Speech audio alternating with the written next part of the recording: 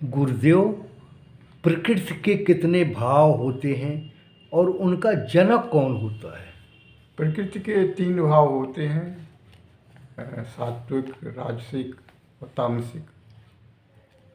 ये तीनों भावों का जनक परमात्मा स्वयं होता है, लेकिन न वो भावों में होता है, न भाव परमात्मा में होते। तो ये त्रिगुणात्मक माया का क्या काम होता है? त्रिगुणात्मक माया का काम भगवान के स्वरूप को व्यक्त करना होता है, लेकिन वो व्यक्त कम करती, छिपाती ज़्यादा है। अच्छा। माया को देखने की कितनी दृष्टियां हैं? 2 दृष्टियाँ हैं, भक्ति दृष्टि और उसके पहले ज्ञान दृष्टि। जी। ज्ञान दृष्टि से माया जो है या प्रकृति जो है वो मोक्ष में अवरोधक है। जो भक्ति दृष्टि से वो सहायक है। अच्छा, तो माया से छुटकारा पाने का क्या उपाय है? भजन, भगवान का भजन, भगवान के समग्र रूप का भजन। तो क्या सभी भक्त भगवान के भजन के पात्र होते हैं? नहीं, सभी भक्त भगवान के भजन के पात्र नहीं होते। जी। जो आसुरी प्रवृत्ति के लोग हैं वो भजन के पात्र नहीं होते हैं। जो सात्विकी प्रवृत्ति के श्रद्धावान लोग हैं भजन के पात्र होते हैं। जी। उसमें 4 प्रकार के भक्त होते हैं, अर्थार्थी, आर्त, जिज्ञासु और ज्ञानी। तो ज्ञानी भक्त किसे कहते हैं?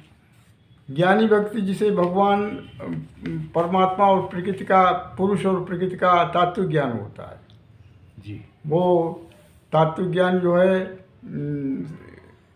जब इंसान, जब साधक जो है विवेक ख्याति की अवस्था में पहुंच जाता है तो उसको भगवान के का तात्विक ज्ञान होता है।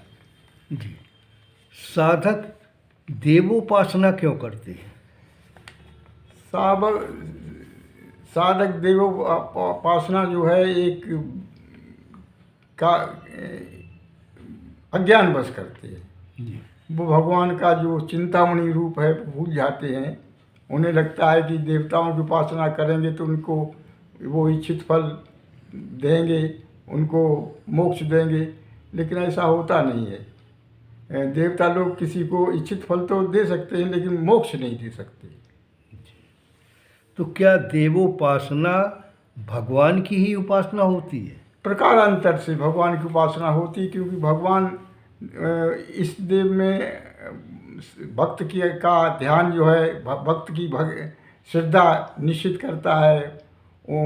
वही देवताओं के रूप में उनके इच्छित भोग प्राप्त पूरे करता है। जी।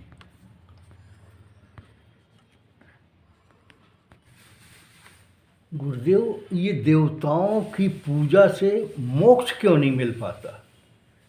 देवता लोग सूक्ष्म जगत के प्राणी होते, इससे अधिक उनकी पहुंच नहीं होती। तो जो देवताओं का लोक है उस तक ही भक्ति की, उन इष्ट देवताओं का लोक है उसी तक भक्त की पहुंच हो पाती है। तो देवताओं की पहुंच ब्रह्म लोक तक नहीं है, इसलिए देवताओं की उपासना से ब्रह्म की प्राप्ति कभी नहीं हो सकती। जी, बहुत ही अच्छा और सरल रूप में मुझे मेरे समझ में आ गया। धन्यवाद। साधुवाद, साधुवाद।